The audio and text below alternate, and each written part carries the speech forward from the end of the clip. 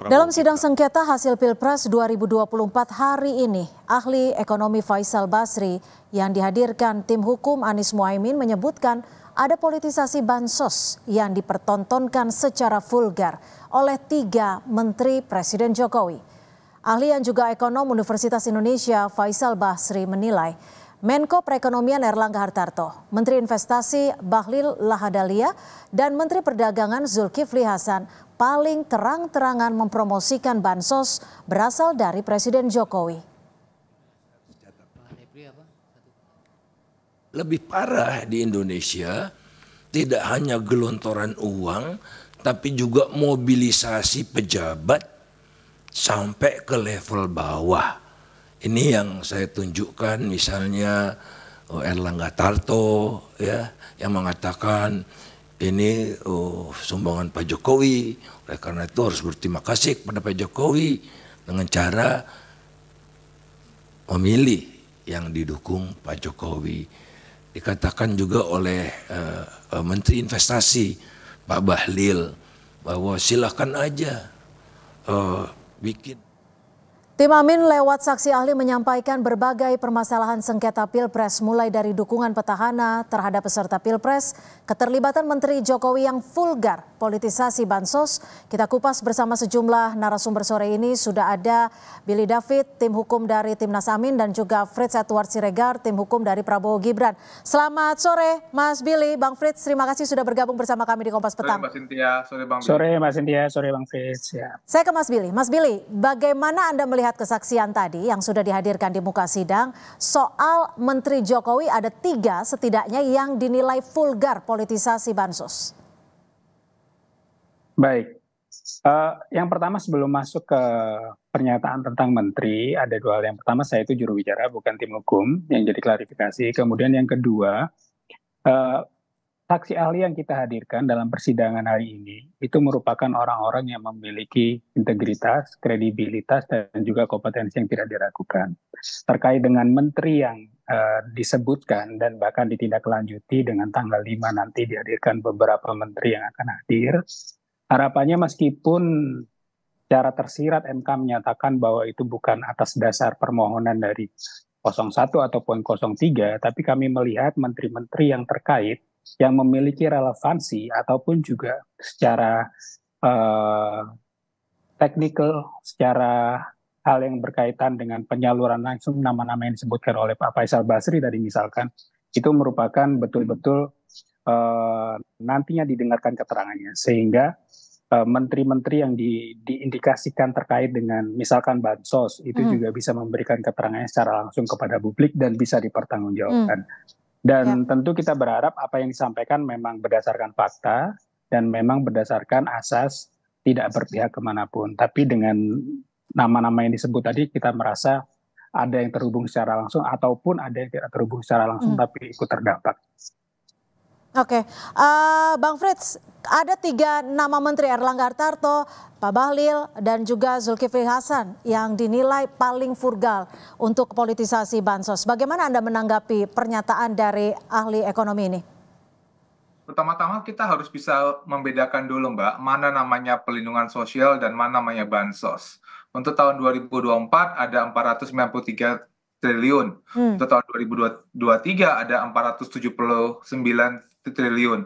Dan pada saat kita berbicara mengenai perlindungan sosial itu akan terbagi untuk beberapa kategori. Ada namanya untuk PIP dan PPIK, itu adalah untuk itu yang menjadi tanggung jawabnya Kemendikbud, ada kemudian untuk di Kementerian Sosial, ada nama juga subsidi non energi itu bank, ada juga subsidi energi itu untuk Menteri ISDM, dan jangan lupa juga untuk subsidi kesehatan untuk BPJS Kesehatan. Semua itu masuk dalam kategori namanya perlindungan sosial, di mana salah satunya 81,9 triliun merupakan dikelola oleh Kementerian Sosial.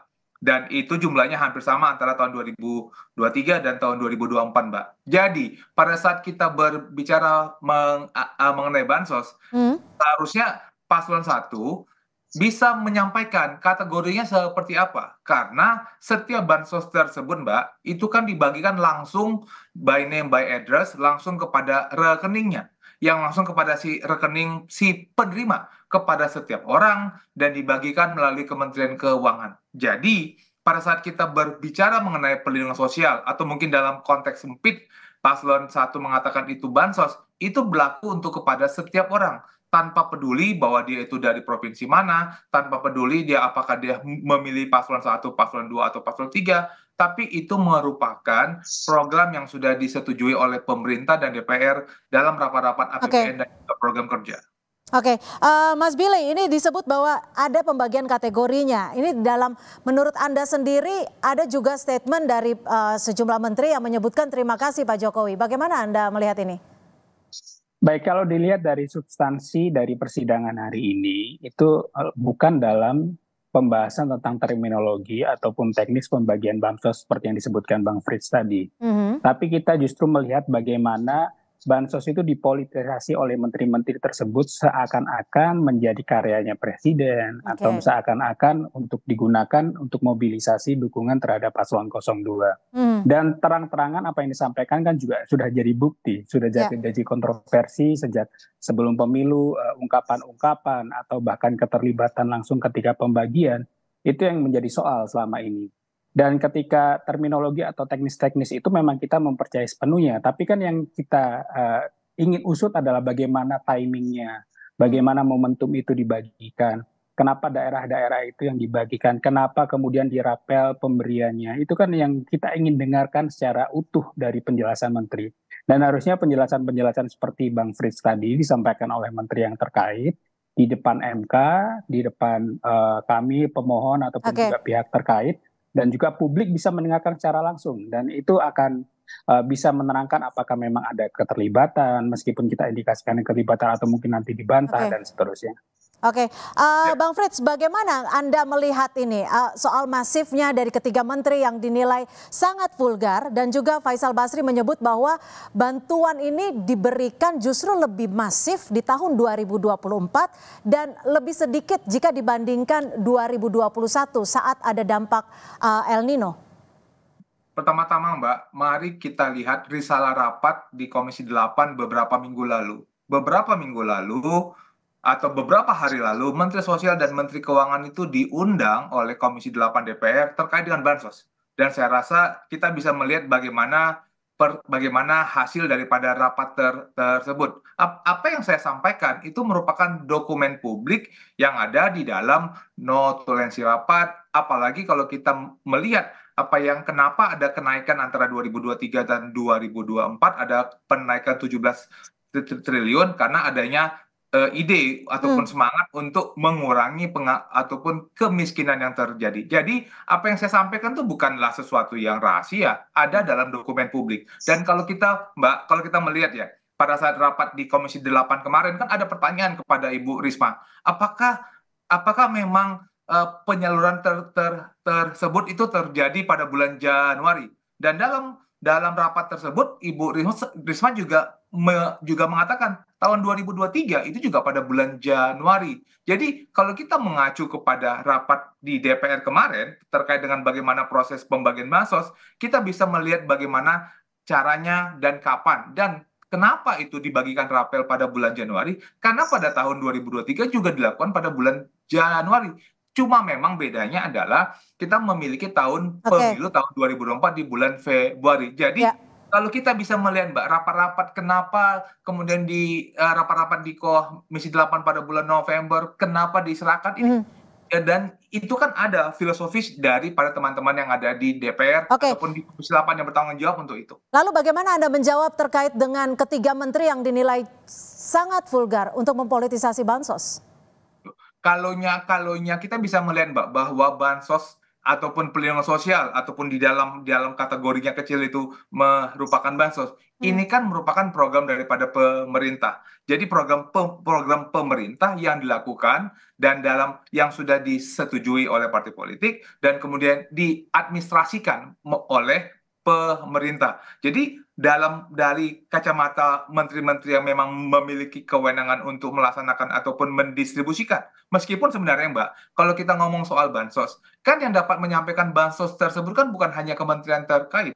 Kepala-kepala daerah pun juga memiliki kemampuan untuk menyampaikan soal bansos di daerah masing-masing. Atau kalau mau kita ngomong soal pileg, Mbak, kalau kita mau ngomong soal pileg, bukankah teman-teman yang ada di Komisi 8 misalnya, mereka memiliki akses kepada namanya PIP, program Indonesia Pintar. Anggota-anggota pileg, anggota-anggota partai yang berada di Komisi 8 juga memiliki konsep punya akses kepada bansos. Jadi pada saat ada soal yang berbicara kepada soal bansos, anggota dewan juga dapat berbicara Oke. kepada bansos. Cuma sekarang pertanyaannya adalah, kenapa itu di framing hanya kepada menteri, tapi itu tidak di framing kepada anggota partai, terutama Oke. partai-partai yang ada juga di Baik. paslon 1 dan di paslon 3. Saya Baik, hanya lalu mau bagaimana? mengatakan bahwa bansos itu adalah milik semua, bukan hanya milik daripada pemerintah.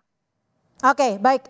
Kita akan kembali membahasnya selepas jeda, termasuk soal bagaimana kunjungan Presiden Jokowi ini ikut mempengaruhi elektoral dari Prabowo Gibran. Tetap bersama kami di Kompas Petang. Terima kasih Anda masih bersama kami di Dialog Utama Kompas Petang. Saya akan ke Mas Billy David. Mas Billy David, tadi disebut oleh Bang Frits bahwa bansos ini kenapa di framingnya hanya ke 3 menteri tersebut. Bagaimana Anda menyikapi dan menjawab statement ini? Yang pertama, kita tidak memframing, tapi kita membuktikan apa yang terjadi di lapangan sebelum pemilu kemarin. Dan keterlibatan 3 menteri ini secara nyata-nyata di lapangan, baik itu pernyataannya, baik itu bagaimana penggiringan opininya sangat terasa. Dan itu kan perlu kita luruskan. Dan sekali lagi tadi Bang Frits sempat tegaskan proses di DPR, tapi kan secara legitimasi apa yang disampaikan DPR dengan apa nanti yang disampaikan di MK kan pasti berbeda. Secara hukum akan berbeda, dan apa yang disampaikan ke MK lebih legitimasinya akan lebih kuat, dan itu nanti merupakan pernyataan yang akan mempengaruhi putusan hakim nantinya. Jadi nanti meskipun hari Jumat dihadirkan, meskipun Pak Bahlil nggak ada ya Mbak Cynthia ya. Jadi dari pernyataan hakim MK bahwa dihadirkan bukan karena permohonan 01 tapi 03, tapi menurut Pak Suhartoyo adalah hasil diskusi para hakim MK untuk memutuskan meminta keterangan. Dan kita harapkan apa yang disampaikan keterangannya memang betul-betul objektif, betul-betul menyampaikan fakta yang terjadi di lapangan. Dan tentu kita berharap sebagai pemohon, sebagai paslon juga apa yang kami masukkan dalam pokok-pokok permohonan kami, baik itu yang terkait dengan bansos atau lainnya, bisa terjawab secara clear dengan kehadiran para menteri, meskipun tanpa Pak Bahlil. Baik, Bang Frits, bagaimana Anda menjawab tentang statement Faisal Basri yang menyebut ada pork barrel politics? Dan ini termakan karena memang sebagian besar masyarakat Indonesia terdiri dari masyarakat miskin, nyaris miskin, dan juga rentan miskin. Saya rasa itu saya sebenarnya cukup sedih ya mendengar pernyataan dari Pak Faisal Basri terkait bagaimana seakan-akan orang itu memilih seseorang itu karena pork barrel policy. Padahal kalau kita mengacu kepada berapa anggaran pelindungan sosial, yang 2023 yang 479 triliun dan tahun 2024 ada 493 triliun, ada peningkatan 17 triliun. Seakan-akan tuh kita memilih karena adanya pork barrel policy. Padahal kalau kita berbicara tadi saya sampaikan di awal, pelindungan sosial tersebut ada subsidi listrik, subsidi kesehatan, kemudian program Indonesia Pintar, ada PKH, dan untuk bansos langsung itu ada 81,9. Jadi bukankah kita kembali kepada diskusi awal yang tadi sudah ada di MK? Kenapa kenapa memilih paslon 2? Karena semangat yang sudah berjuang 4 kali pemilu, karena ada agemonya, atau karena ada program makan siang gratis yang tidak pernah dipikirkan oleh yang lain. Kenapa tersanakan muncul tuh pork barrel policy? Sedangkan Mbak, kalau kita mengacu kepada program-program perlindungan sosial yang tahun 2021, tahun 2022, saatnya dalamnya proses itu semua itu kan bagian daripada program perlindungan sosial. Dan itu bisa kita lihat bagaimana dari program-program selama ini sudah berlangsung. Baik, kami tangkap Bang Frits. Yang juga menjadi sorotan dan menarik dalam sidang di Mahkamah Konstitusi kali ini adalah bagaimana salah satu saksi ahli menyebut bahwa suara Prabowo Gibran itu dinilai hanya 42% jika tidak mendapatkan dukungan dari Presiden Joko Widodo dan juga tidak mendapatkan sokongan bansos yang memang menjadi sorotan ini, termasuk soal kunjungan Jokowi. Ya, kalau saya Mbak melihat kan Mas Billy, sorry. Oh, saya dulu. Baik. Apa yang disampaikan tadi itu kita cantumkan dan tuliskan semua dalam permohonan kami, Mbak. Jadi termasuk bagaimana tren kunjungan Pak Presiden beberapa waktu sebelum pemilu itu misalkan banyak ke kantong-kantong di Jawa Tengah. Lalu kemudian secara elektoral dari hasil survei yang secara ilmiah itu tiba-tiba ketika sudah dicalonkan dengan Mas Gibran, itu terjadi tren fluktuasi yang sangat tidak wajar. Dan itu menurut hitungan-hitungan teknokratis, hitungan-hitungan ilmiah itu sangat tidak masuk akal.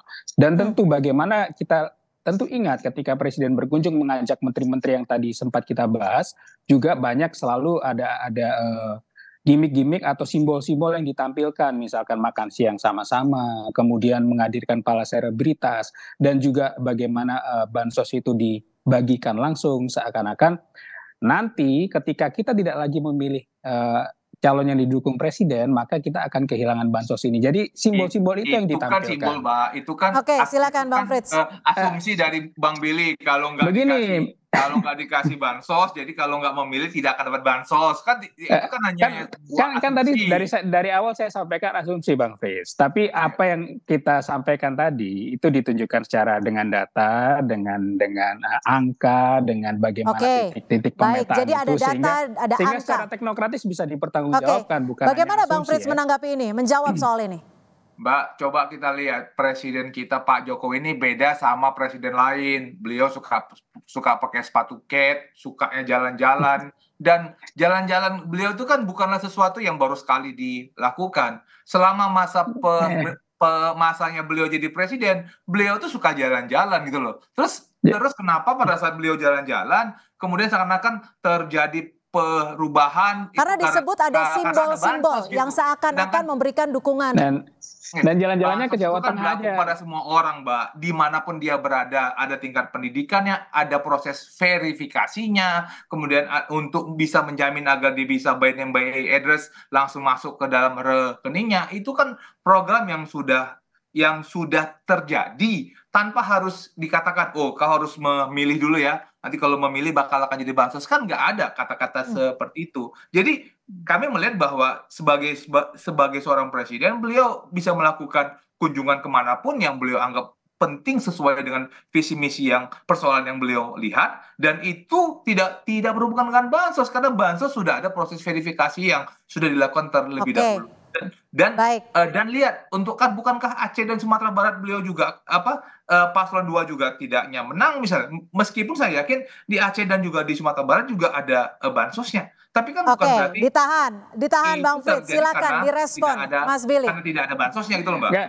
Silakan. Berarti yang disampaikan kan membenarkan kalau disinggung tentang Aceh, Sumatera Barat kemudian tidak menang, itu kan berarti ada misi yang harusnya bansos dibagikan menang juga di sana.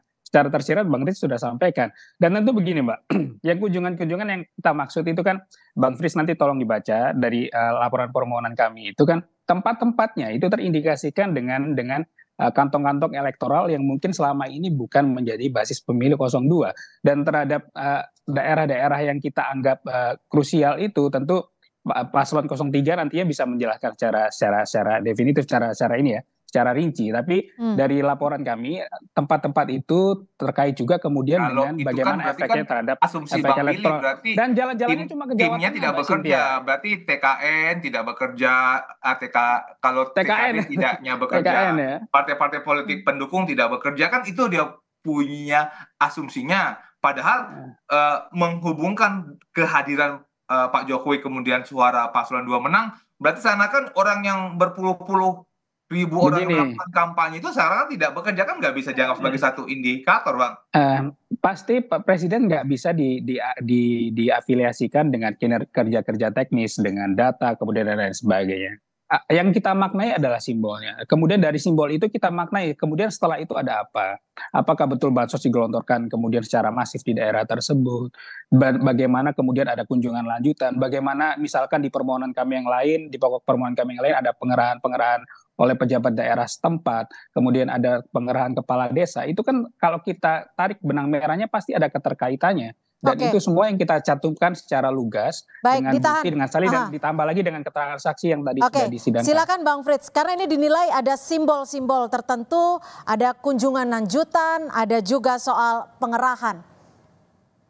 Yang pertama-tama Mbak, bahwa bansos itu adalah kalau dalam konteks kecil ya, konteks kecil darinya perlindungan sosial bansos itu sudah ada proses verifikasinya. Dan yang kedua, di dalam proses pemilu ada dinamika yang terjadi, misalnya adanya penyelenggara pemilu yang tidak netral, misalnya, atau adanya ASN yang tidak netral. Dan kalau kita membaca jawaban daripada Bawaslu sebagai pemberi keterangan, dan saya yakin Bang Billy juga sudah baca, misalnya ada penanganan pelanggaran yang sudah terjadi baik kepada paslon untuk yang pendukung paslon 1, paslon 2 dan paslon 3, itu juga ada laporan-laporan yang dikirimkan kepada BKN ataupun kepada KASN misalnya. Itu merupakan bagian daripada proses dinamika yang kita miliki dalam proses pemilu. Tetapi tidak bisa dijadikan bahwa seakan-akan karena ada proses kehadiran, kemudian ada pengerahan massa, kemudian seakan-akan hanya paslon 2 yang diuntungkan. Sedangkan kita bisa melihat bahwa ini kan berlaku untuk semuanya, bansos buat untuknya berlaku semuanya.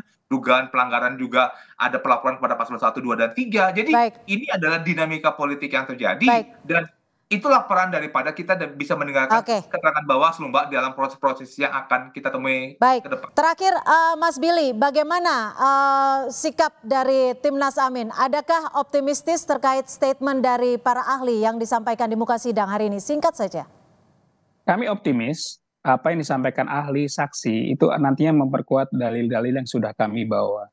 Dan dalil yang kami bawa itu kan ada alasan jurisprudensi, ada data di baliknya, dan juga keterkaitan satu dengan lain. Tapi sekali lagi jangan gunakan hanya kacamata bansos, Mbak Cynthia. Karena apa yang kami bawa itu ada keterkaitan, baik itu secara kronologi ataupun bagaimana kemudian hal-hal tersebut dimanfaatkan untuk pemenangan. Jadi ketika sudah melihat itu secara komprehensif, maka kita bisa lihat itu bukti-bukti yang nyata dan juga bisa dipertanggungjawabkan. Jadi kami tangkap artinya Anda ingin menyampaikan bahwa ada korelasinya. Terakhir, Bang Frits, bagaimana Anda melihat sidang hari ini? Apakah optimistis juga bisa menepis semua keterangan dari ahli? Singkat saja.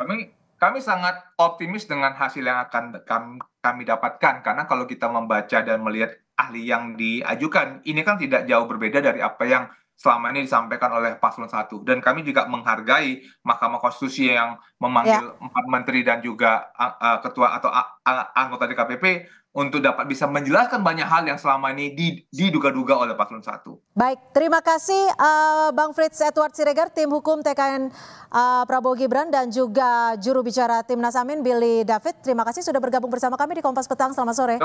Bang Billy, selamat sore.